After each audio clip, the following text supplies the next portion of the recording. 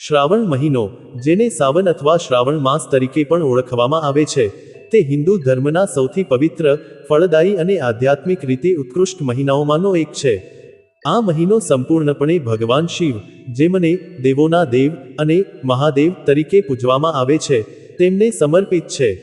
સમગ્ર ભારતવર્ષમાં, ખાસ કરીને ઉત્તર ભારતમાં, આ મહિનો અત્યંત શ્રદ્ધા અને ઉત્સાહ સાથે ઉજવવામાં આવે છે. ભક્તો શિવાલયોમાં જઈને શિવલિંગ પર જળ, દૂધ, દહીં, ઘી, શહેદ અને બેલપત્ર ચઢાવે છે અને ઓમ નમઃ શિવાય મંત્રનો જાપ કરે છે. આ મહિનામાં દરેક નાની મોટી ધાર્મિક ક્રિયા, આહાર વિહાર, પહેરવેશ અને ઘરેણાં સુધીના નિયમો અત્યંત મહત્વ ધરાવે છે. શ્રાવણ 2026ની શરૂઆત ગુરુવાર, 30 જુલાઈ 2026ના રોજ થશે, જે અત્યંત શુભ માનવામાં આવે છે કારણ કે ગુરુવાર ભગવાન વિષ્ણુ અને બૃહસ્પતિ દેવનો દિવસ છે. આ મહિનાનો સમાપન શુક્રવાર, 28 ઓગસ્ટ 2026ના રોજ શ્રાવણ પૂર્ણિમા અને રક્ષાબંધનના પાવન પર્વના દિવસે થશે. આ વર્ષે શ્રાવણમાં કુલ 4 સોમવાર આવશે, જે શ્રાવણ સોમવાર વ્રત માટે અત્યંત મહત્વપૂર્ણ છે. આ 4 સોમવારોની તારીખો છે 3 ઓગસ્ટ, 10 ઓગસ્ટ, 17 ઓગસ્ટ અને 24 ઓગસ્ટ 2026. આ દરેક સોમવારે ભક્તો વ્રત રાખે છે, શિવાલયમાં જઈને શિવલિંગનું જળાભિષેક કરે છે અને ભગવાન શિવની આરાધના કરીને પોતાની મનોકામનાઓ પૂર્ણ કરવા માટે પ્રાર્થના કરે છે. તેમજ શ્રાવણમાં 4 મંગળા ગૌરી વ્રત પણ રાખવામાં આવે છે, જેની તારીખો 4, 11, 18 અને 25 ઓગસ્ટ 2026 છે. આ વ્રત ખાસ કરીને પરણિત મહિલાઓ પોતાના પતિની લાંબી આયુષ્ય, સુખી વૈવાહિક જીવન અને પરિવારની સમૃદ્ધિ માટે રાખે છે. આ સમયે પરણિત મહિલાઓ માટે સૌભાગ્યના ચિહ્નો, જેમ કે સિંદૂર, મંગળસૂત્ર, ચૂડલો અને અન્ય ઘરેણાંનું વિશેષ મહત્વ છે. પણ આ પવિત્ર મહિનામાં તમામ પ્રકારના ઘરેણાં પહેરવા શુભ નથી. કેટલાક ઘરેણાં એવા છે જે માત્ર અશુભ જ નથી, પરંતુ તે તમારી આધ્યાત્મિક પ્રગતિમાં પણ અવરોધ ઊભો કરે છે અને શિવ પાર્વતીની કૃપાને અટકાવે છે. હવે સૌથી મહત્વપૂર્ણ પ્રશ્ન એ છે કે આ ઘરેણાં કયા છે અને શા માટે તેને શ્રાવણ 2026માં ટાળવા જોઈએ? ચાલો આપણે આ વિષયને ઊંડાણપૂર્વક સમજીએ.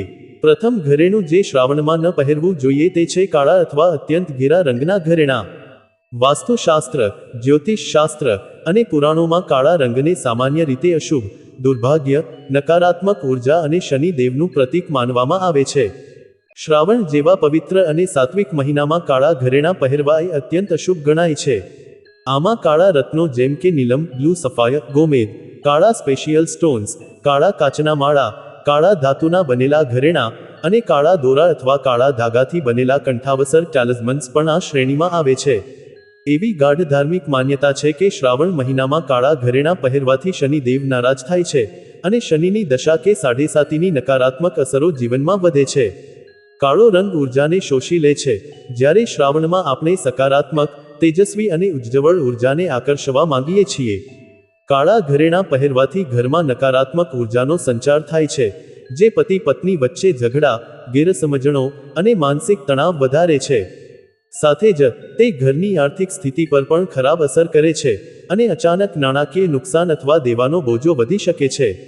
આ માન્યતાઓ ફક્ત અંધશ્રદ્ધા નથી, પરંતુ તે સદીઓ જૂના અનુભવ અને ઉર્જા વિજ્ઞાન પર આધારિત છે. તેથી પરણિત મહિલાઓએ શ્રાવણ 2026માં કાળા રંગના કોઈપણ પ્રકારના ઘરેણાં પહેરવાનું સંપૂર્ણપણે ટાળવું જોઈએ. તેના બદલે શુભ અને સકારાત્મક રંગો જેવા કે સફેદ, જે શુદ્ધતા અને શાંતિનું પ્રતીક છે અને ભગવાન શિવને અત્યંત પ્રિય છે, પીળો, જે જ્ઞાન, ધન અને સમૃદ્ધિનું પ્રતીક છે અને મંગળા ગૌરી વ્રતમાં ખાસ મહત્વ ધરાવે છે, લાલ, જે શક્તિ, પ્રેમ અને સૌભાગ્યનું પ્રતીક છે, અને લીલો, જે ફળદ્રુપતા, હરિયાળી અને કુદરતી સૌંદર્યનું પ્રતીક છે. રંગના ઘરેણાં પહેરવા ખૂબ જ શુભ છે. ખાસ કરીને ચાંદી, સિલ્વર ના ઘરેણાંને શ્રાવણમાં સૌથી શુભ માનવામાં આવે છે, કારણ કે ચાંદી એક શીતળ અને શાંત ધાતુ છે, જેનો સીધો સંબંધ ચંદ્ર અને ભગવાન શિવ સાથે છે. ચાંદીના ઘરેણાં પહેરવાથી માનસિક શાંતિ મળે છે, વિચારો સ્પષ્ટ થાય છે અને આધ્યાત્મિક વિકાસમાં સહાય મળે છે. બીજું ઘરેણું જે શ્રાવણ 2026માં ક્યારેય ન પહેરવું જોઈએ તે છે તૂટેલા, ફાટેલા, ક્ષતિગ્રસ્ત અથવા અધૂરા ઘરેણાં.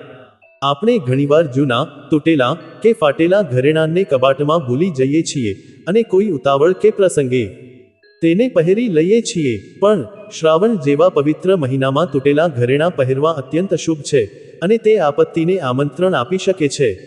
વાસ્તુશાસ્ત્રના સિદ્ધાંતો અનુસાર તૂટેલી કોઈપણ વસ્તુ, પછી તે ઘરેણું હોય, ઘડિયાળ હોય, ફૂલદાની હોય કે અરીસો હોય, તે સ્થિરતા, અધૂરાપણું, ખામી અને નકારાત્મક ઉર્જાનું પ્રતીક છે. જ્યારે તમે તૂટેલા ઘરેણાં પહેરો છો, ત્યારે તે તમારા જીવનમાં પણ ક્યાંક ન ક્યાંક તૂટવા, અટકવા કે ખામીનો સંકેત આપે છે. ખાસ કરીને તૂટેલી ચાંદી અથવા સોનાની વસ્તુઓ ઘરમાં ધનની દેવી માં લક્ષ્મીને નારાજ કરે છે, કારણ કે આ ધાતુઓ લક્ષ્મી સાથે સીધી રીતે જોડાયેલી છે. તૂટેલા ઘરેણાં પહેરવાથી વૈવાહિક જીવનમાં કડવાશ, ઝઘડા અને અણબનાવ વધે છે.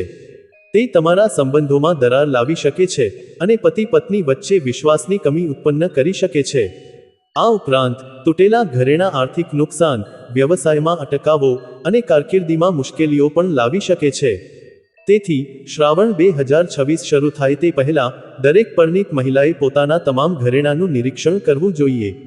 જો કોઈ ઘરેણું તૂટેલું, ફાટેલું કે ક્ષતિગ્રસ્ત હોય તો તેને તાત્કાલિક સમારી લેવું જોઈએ અથવા તેનો યોગ્ય રીતે નિકાલ કરવો જોઈએ. શાસ્ત્રો મુજબ તૂટેલા ઘરેણાંને કોઈ મંદિરમાં, નદીમાં અથવા સમુદ્રમાં વિસર્જિત કરી શકાય છે. જો તે સમારી શકાય તેમ હોય તો તેને વ્યાવસાયિક સોની પાસે સમારાવીને નવા જેવું કરાવી લો. શ્રાવણમાં નવા, સ્વચ્છ અને સંપૂર્ણ ઘરેણાં પહેરવા અત્યંત શુભ છે, કારણ કે તે પૂર્ણતા, સમૃદ્ધિ અને સુખ શાંતિનું પ્રતીક છે. ખાસ કરીને શ્રાવણ સોમવારના દિવસે અને મંગળા ગૌરી વ્રતના દિવસે તૂટેલા ઘરેણાં પહેરવા તો બિલકુલ ન જોઈએ, કારણ કે આ દિવસો અત્યંત પવિત્ર છે અને આ દિવસે કરવામાં આવતી કોઈ પણ ભૂલ અનેક ગણી વધી શકે છે. ત્રીજું ઘરેણું જે શ્રાવણ 2026માં પરિણીત મહિલાએ ક્યારેય ન પહેરવું જોઈએ તે છે ધારદાર, તીક્ષ્ણ અથવા હિંસક પ્રતીકો ધરાવતા ઘરેણાં. આ શ્રેણીમાં એવા ઘરેણાં આવે છે જે કાતર, છરી, તલવાર, ભાલો, ત્રિશૂળ. જો કે શિવ પૂજામાં ત્રિશૂળ શુભ છે, પણ ઘરેણાં તરીકે ધારદાર ત્રિશૂળ અશુભ છે કે અન્ય કોઈપણ હથિયાર કે તીક્ષ્ણ વસ્તુના આકારમાં બનેલા હોય. આ ઉપરાંત સિંહ, વાઘ, રીંછ, શિયાળ, સાપ કે અન્ય કોઈપણ હિંસક અથવા ડરામણા પ્રાણીના આકારના કે તેમના ચહેરાવાળા ઘરેણાં પણ આ શ્રેણીમાં આવે છે. વાસ્તુશાસ્ત્રનું એક મૂળભૂત સૂત્ર છે કે જેવું વિચારો તેવું બને છે અને જેવું જુઓ તેવું અનુભવો. ધારદાર વસ્તુઓ તેમના તીક્ષ્ણ સ્વભાવને કારણે આક્રમક, કઠોર અને નકારાત્મક ઉર્જા ઉત્પન્ન કરે છે. જ્યારે તમે ધારદાર ઘરેણાં પહેરો છો, ત્યારે તે ઉર્જા તમારા શરીર અને વિચારોને પ્રભાવિત કરે છે. તે તમને ચીડિયા, ગુસ્સે અને અસ્થિર બનાવે છે, જે સીધી અસર તમારા પારિવારિક સંબંધો પર થાય છે. શ્રાવણમાં તો આવા ઘરેણાં પહેરવા અત્યંત શુભ છે, કારણ કે આ સમયે સાત્વિક, શાંત અને સૌમ્ય ઉર્જાની જરૂર હોય છે. આવા ઘરેણાં પહેરવાથી ઘરમાં ક્લેશ, ઝઘડા અને માનસિક તણાવ વધે છે. સાથે જ તે શારીરિક સ્વાસ્થ્ય પર પણ નકારાત્મક અસર કરી શકે છે, જેમ કે માથાનો દુખાવો, બ્લડ પ્રેશર અને અન્ય તણાવજન્ય બીમારીઓ. આ ઉપરાંત આવા ઘરેણાં ભગવાન શિવની ભક્તિમાં અવરોધ લાવે છે, કારણ કે શિવજી સૌમ્ય અને શાંત સ્વરૂપના આરાધ્ય છે. તેમની પૂજા દરમિયાન હિંસક કે ધારદાર પ્રતીકો ધરાવતા ઘરેણાં પહેરવા એ તેમનું અપમાન સમાન છે. આથી શ્રાવણ 2026 દરમિયાન પરિણીત મહિલાઓએ આવા કોઈપણ ઘરેણાંને ટાળવા જોઈએ. તેના બદલે શુભ, સૌમ્ય અને સકારાત્મક પ્રતીકો ધરાવતા ઘરેણાં પહેરવા જોઈએ.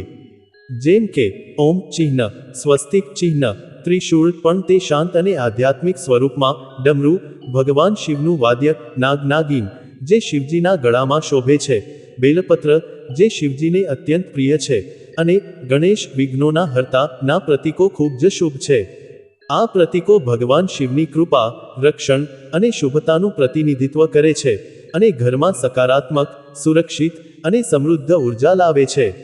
આ ત્રણ મુખ્ય ઘરેણાં ઉપરાંત શ્રાવણ 2026માં પરિણીત મહિલાઓએ ઘરેણાં સંબંધિત કેટલીક અન્ય મહત્વપૂર્ણ સાવચેતીઓ પણ રાખવી જોઈએ.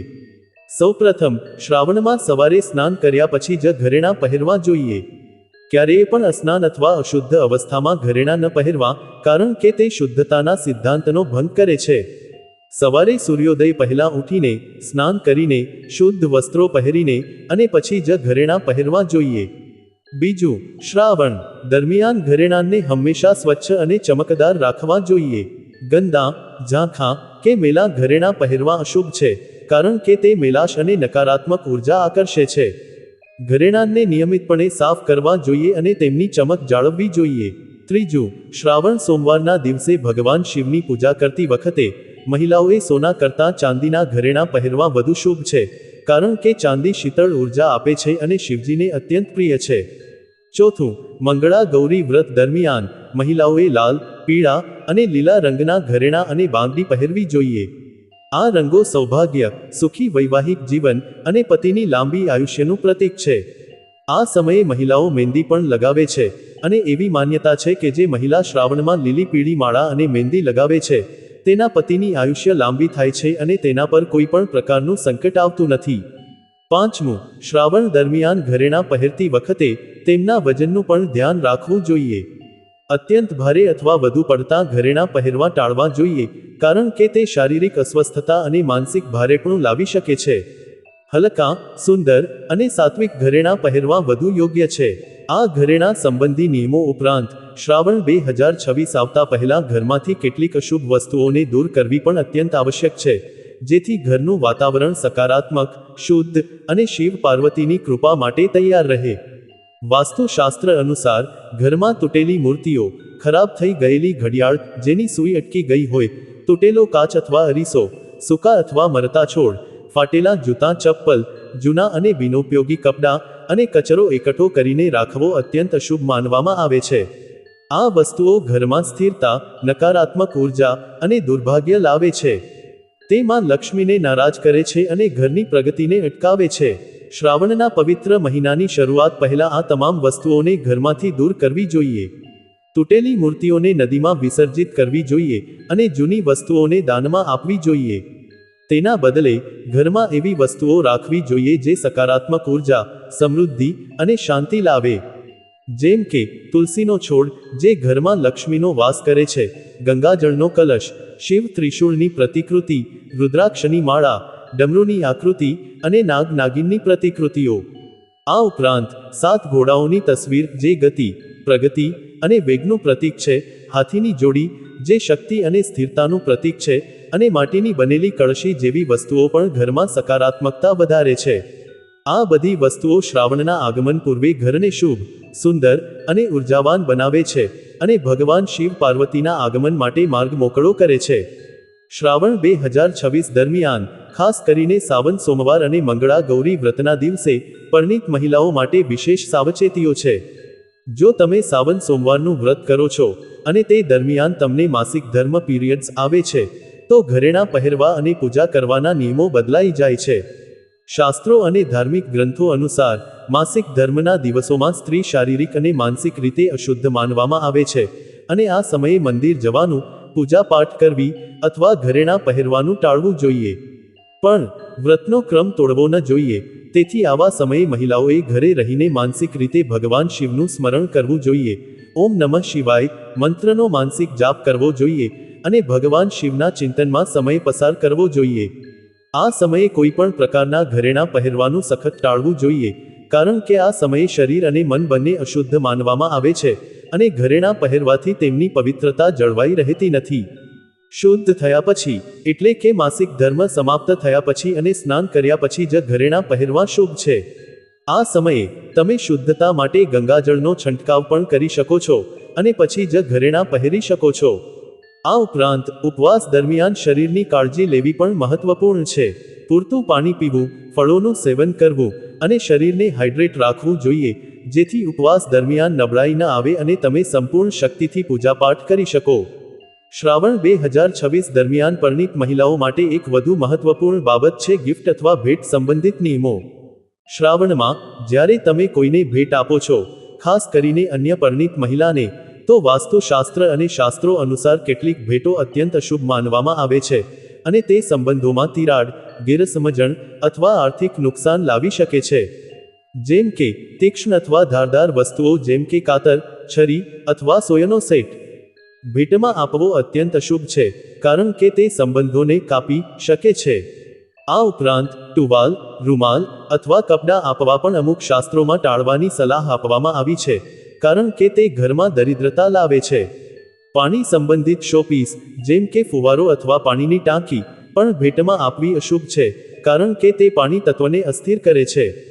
તેના બદલે શ્રાવણ 2026માં ભેટ તરીકે ચાંદીના ઘરેણાં, ખાસ કરીને ચાંદીની બાંગડી, ચાંદીનો મંગળસૂત્ર અથવા ચાંદીની વીંટી, ભગવાન શિવ સંબંધિત પ્રતીકો જેમ કે રુદ્રાક્ષની માળા, નાગ નાગિનની મૂર્તિ અથવા ડમરૂ, લાકડાની કે માટીની બનેલી કલાકૃતિઓ, શુભ ચિહ્નો ધરાવતી દિવાલ પેઇન્ટિંગ જેમ કે ઓમ, સ્વસ્તિક અથવા 7 ઘોડાઓની તસવીર અને પવિત્ર ગ્રંથો જેમ કે શિવ પુરાણ અથવા ભગવદ્ ગીતા આપવી અત્યંત શુભ છે.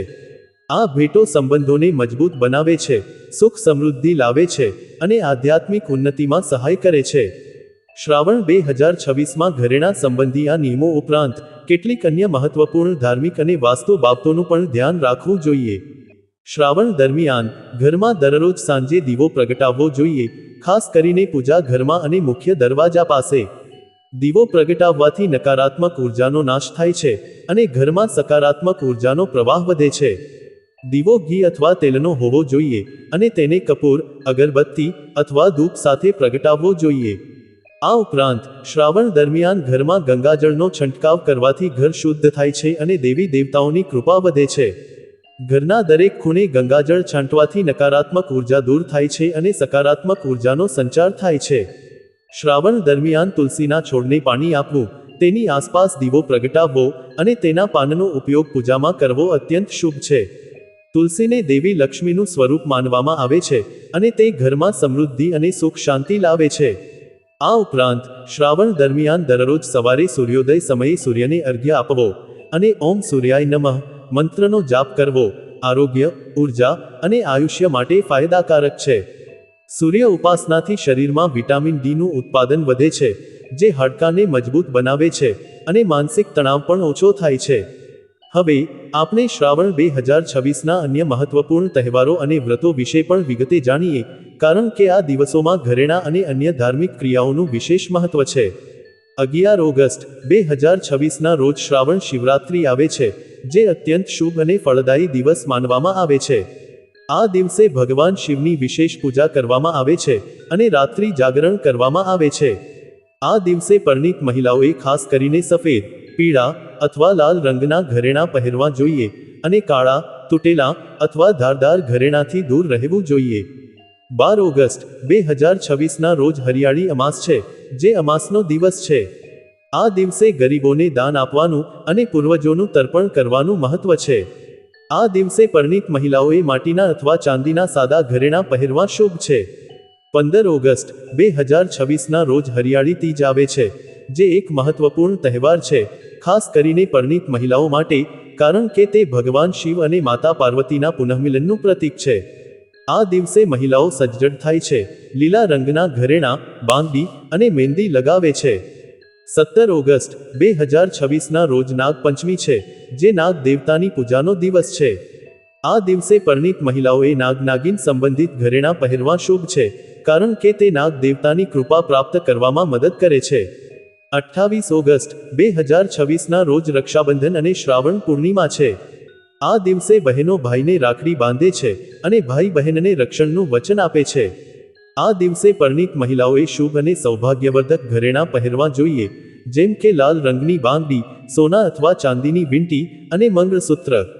રક્ષાબંધન પર કાળા રંગની રાખડી કે ઘરેણાં ટાળવા જોઈએ અને પૂર્વ અથવા ઈશાન દિશામાં મુખ કરીને રાખડી બાંધવી જોઈએ.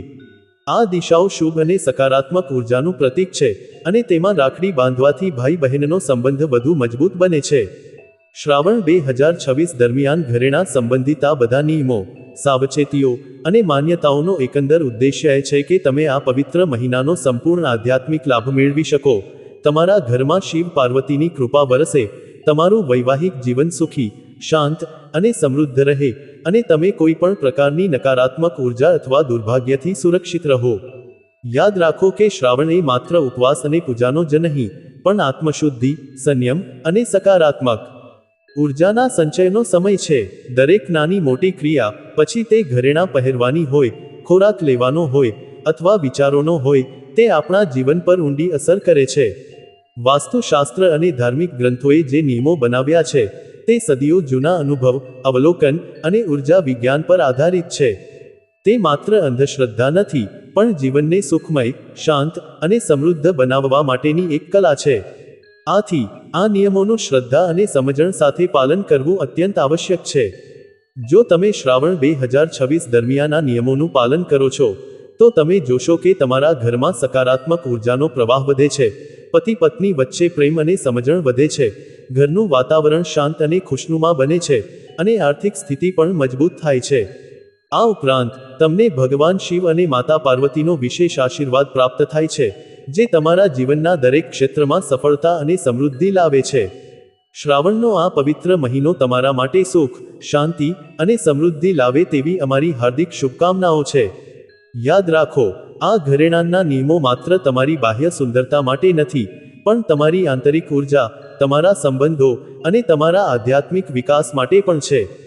જ્યારે તમે યોગ્ય ઘરેણાં પહેરો છો ત્યારે તમે માત્ર સુંદર દેખાતા નથી, પણ તમે સકારાત્મક ઉર્જાનું વહન પણ કરો છો, જે તમારી આસપાસના લોકોને પણ પ્રભાવિત કરે છે.